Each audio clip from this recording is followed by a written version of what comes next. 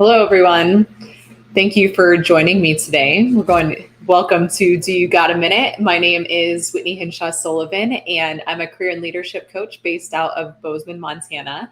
I help leaders make meaningful changes to their careers, and I also help leaders develop courage, connection, and conflict skills.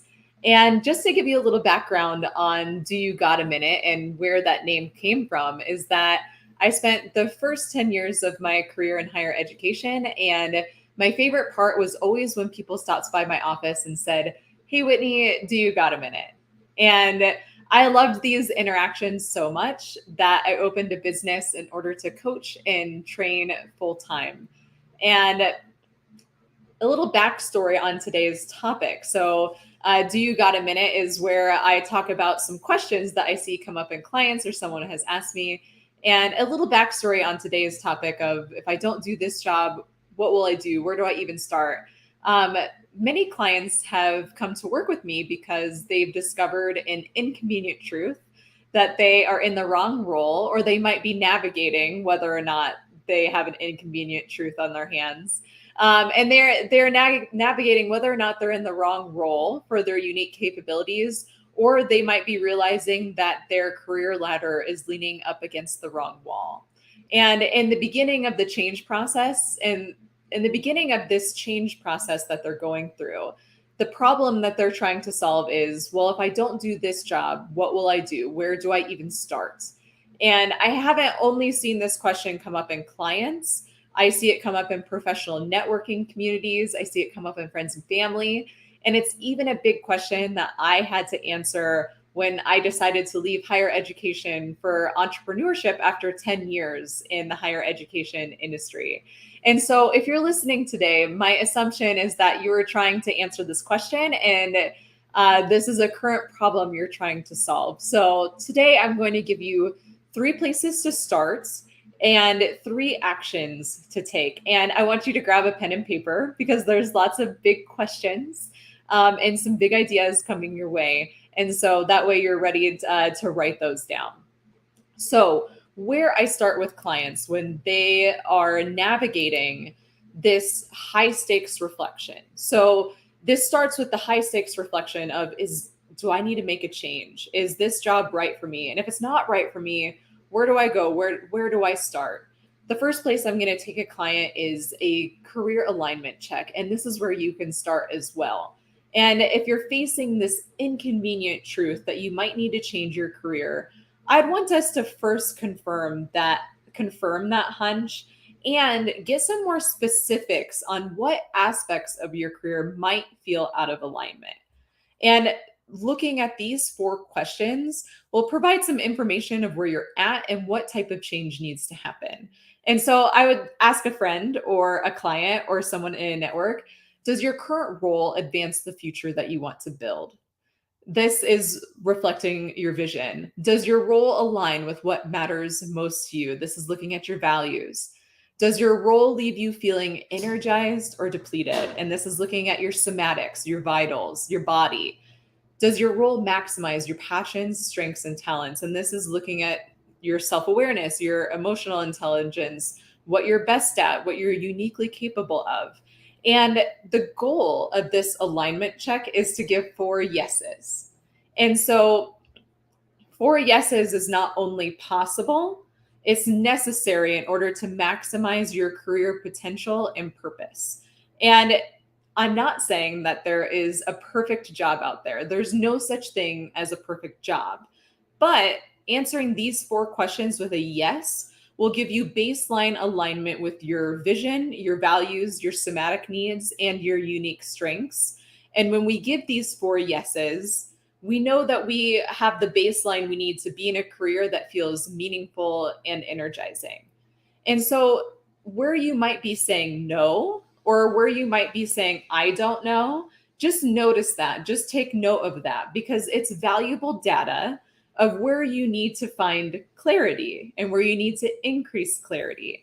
And that is the second place to start. So, first place to start was career alignment, getting clear of your baseline, getting clear of what is not quite feeling right. The second step is career clarity. And so clarity is the root of all motivation and meaningful change. We think that certainty is the root of all motivation and meaningful change when it's actually clarity. And when we're looking to make a big change, I want you to focus on finding clarity rather than certainty. And these 4 questions will help draw out the details you need in order to pursue a meaningful change to your career. And starting with the first one, I love this question, and it's a really impactful question to reflect on when you're thinking about your current role or a future role that you want to have.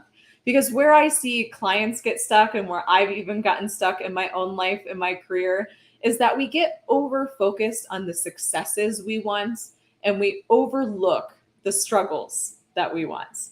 And here's the thing, success and struggle are twins. You can't have one without the other. Every purpose you pursue has a corresponding pain. And it's crucial to determine your right struggles as much as your right successes. So we don't only want to think what career successes we want to have, we want to think what pains are we willing to tolerate. And there is an awesome writer, Mark Manson. He's quite sassy, but I think that he says this and reflects on this concept beautifully. He says, who you are is defined by what you're willing to struggle for. People who enjoy the struggle of the gym are the ones who run triathlons. People who enjoy long work weeks are the ones that rise to the corporate ladder. People who enjoy the stresses and uncertainties of the artist lifestyle are the ones who ultimately make it. And so what I'm asking you here is, when you're reflecting on your current role or a future role that you want to pursue, what are the right struggles for you? What are the right pains? What are the right challenges? An example that I'll give from my own life is that for many years when I was in higher education, I thought the success I wanted was to be a director of campus recreation. But I realized over time that while maybe I wanted that success of being a director, I didn't want the struggle. And I couldn't tolerate the struggle that came with pursuing that type of success. I didn't want to navigate the bureaucracy or the campus politics or institutional dynamics that are involved with getting promoted in higher education to a role like that. I wanted the outcome of being a director, but not the process. And unfortunately, you don't get the outcome without the process. And never in a million years would I have thought that I would be an entrepreneur. But when I flipped the script of what struggles I want in my life versus what success is, I was surprised to find that the struggles of entrepreneurship were not only ones I could sustain, they were even ones that I kind of enjoyed, like constant problem solving, constant money mindset, constant creativity, and fast change. And all of these things are hard, but they are my right kind of hard. And so that's a really important place to start when you're thinking about looking for a new job, is what's my right kind of hard? What's the pain I want to sustain? What's my right struggle? The next place to look to is, what is your career vision? And what are your 5 core values? And these 2 reflections kind of go hand in hand, and they're really big reflections. And into the comments of the LinkedIn, the YouTube, and the Facebook, I dropped a link to the exact assignment, the exact vision and values assignment that I give my private clients. And because we spend a whole session really digging in as to, like, what's your vision for the future? What matters most to you? And really getting clear on these things is what's going to give you the specifics and the clues of what you're going to look for next in a role. And here's the thing, what you're creating with your vision and values is, you can't hit a bullseye with a bow and arrow if you don't have a target. And your vision is the target. And the clearer, more specific the vision, the bigger the bullseye you're going to create. And so when you look at your career vision, you're going to reflect on questions like, well, what do I want to create? What legacy do I want to leave behind? What's my ideal day? What difference do I want to make? And all of these questions are in that assignment that you can do on your own. And it's funny because at first, when I give clients this assignment, they're usually a little resistant. Like, what does this have to do with anything? Like, Whitney, why is this important? But when they start to reflect and when they start to dive into the questions, their brains start to make all kinds of connections and all kinds of ahas about where they want to move next, where they want to go next, what decision they need to make next. Because when you're reflecting on these big questions like visions and values, you're activating the highest part of your brain from a neuroscience standpoint that's responsible for creativity, for problem solving, for rational thinking. And when we get our brains into that state, we tend to have ahas and revelations of where we need to go next into our career. And so these are really important questions to dive into. And you can grab that specific assignment with the specific questions that I ask career change clients that help them ideate where to start and where to go next. The next one is, what are your unique talents and positive blind spots? And what I mean by positive blind spots is that sometimes where we can get stuck is we might think we have a weakness when it's actually a strength. So I want you to reflect on something in your current role, a weakness or a flaw in your current role. And I want to ask you, what if what you think is wrong with you is actually what's right with you? What if that flaw that you think you have is actually your greatest strength, but it's just in the wrong context? Because sometimes where we get stuck on where we want to go next is that we're not viewing our strengths and weaknesses or our strengths and talents through the right lens or through an empowering lens. And so I'll give you an example. Sensitivity. When I was in my role in higher education, I'm a very sensitive person. I was always like, oh, sensitivity is such a liability for me. Sensitivity is such a weakness for me in this role. And it really got in the way of me thinking of other ways. It got in the way of me looking at that sensitivity through a different lens. And finally, I realized, is it really that my sensitivity is wrong? Or is that it's that my sensitivity is in the wrong context? So my sensitivity as a professional in higher education didn't always serve me, but sensitivity as a coach, writer, and speaker is my greatest strength. And so we want to identify those positive blind spots. That way you have a really clear view of your unique talents and your unique strengths and all of those things that you can offer. And that way you know where to go next and what role is going to be a good fit for that. It's not always that we're wrong, it's that maybe the context is wrong. And we have to find the right context for our strengths in order to maximize them to their full potential. Moving on. So we've done a career alignment check. We have looked at some big questions to ask. The next place I would take a client is to take a look at their boundaries and really up their game on their self-care practices. And what I would ask a client is, what do you know for sure right here, right now?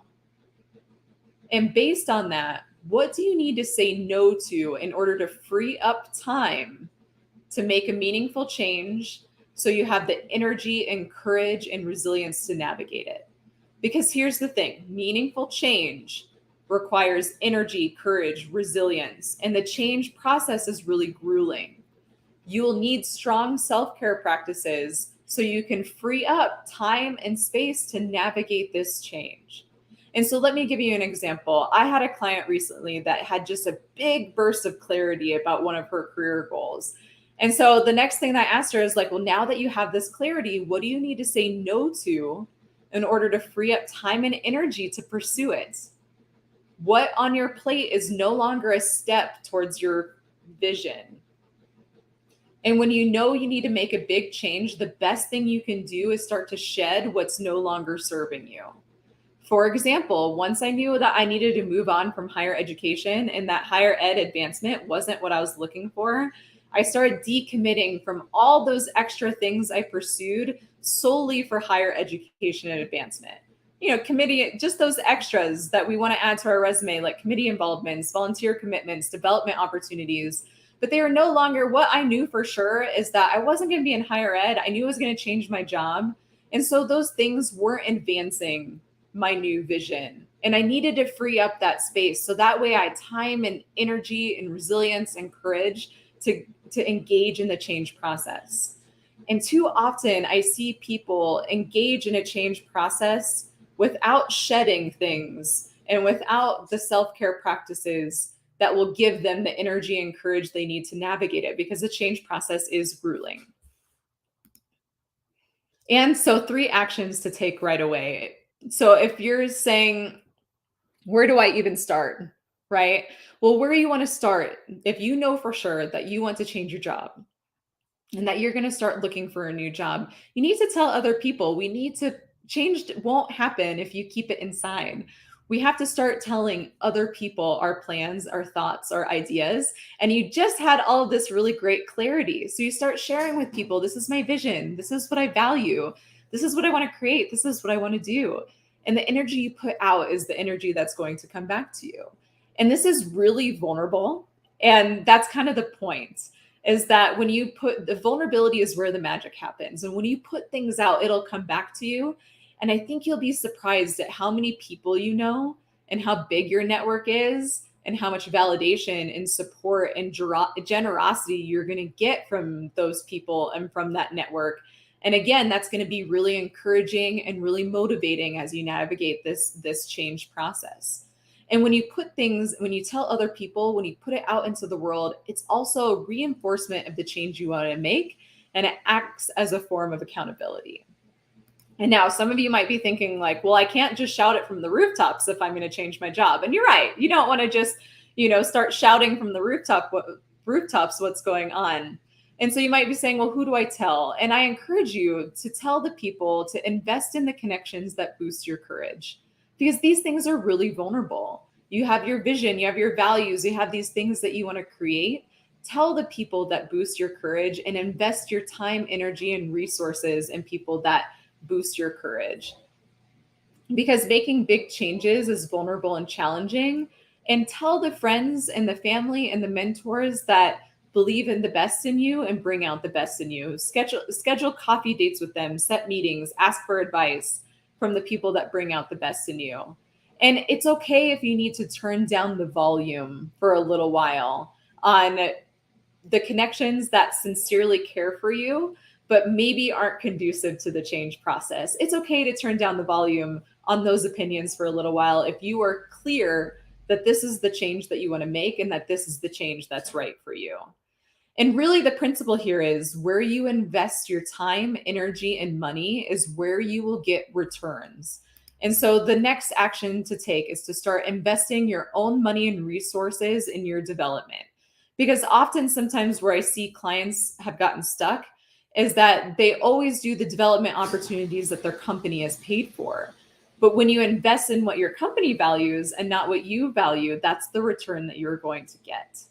So what you spend your money on is a direct reflection of your values, and what you invested it in is the return that you will get. And that's not just money, it's time, money, resources, energy. What you invest those resources in is the return that you will get.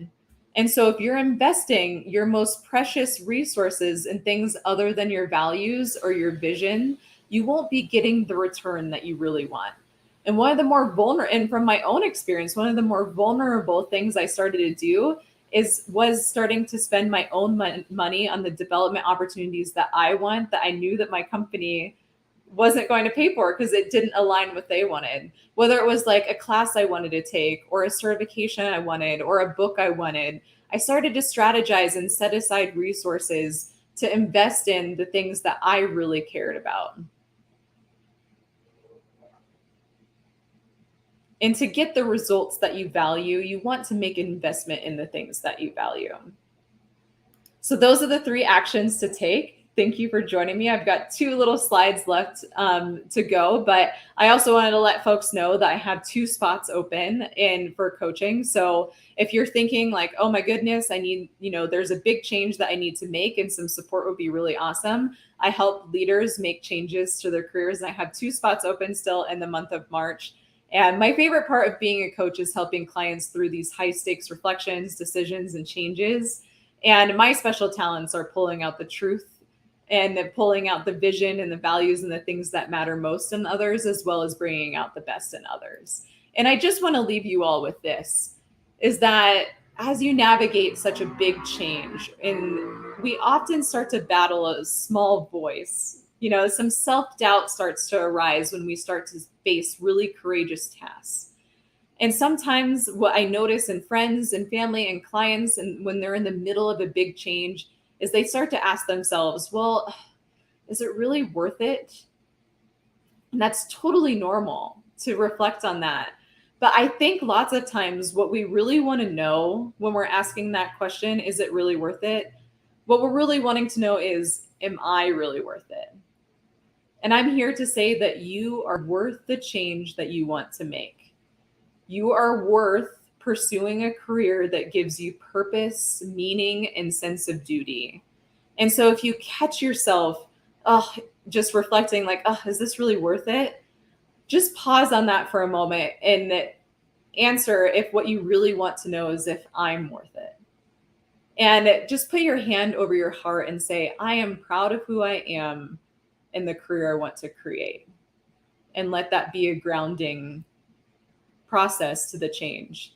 Because here's the thing, life is short and there's no reason to be miserable at work.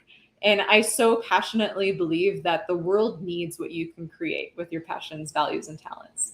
So thank you for joining this session of Do You Got a Minute? Please hit me up with any messages, with any questions. And I'm always looking for more questions to answer on these little episodes. So if there is a burning question about career leadership that you'd like me to feature, definitely send me a message on LinkedIn or Facebook or an email. And I would love to support that. So thanks for being here with me today.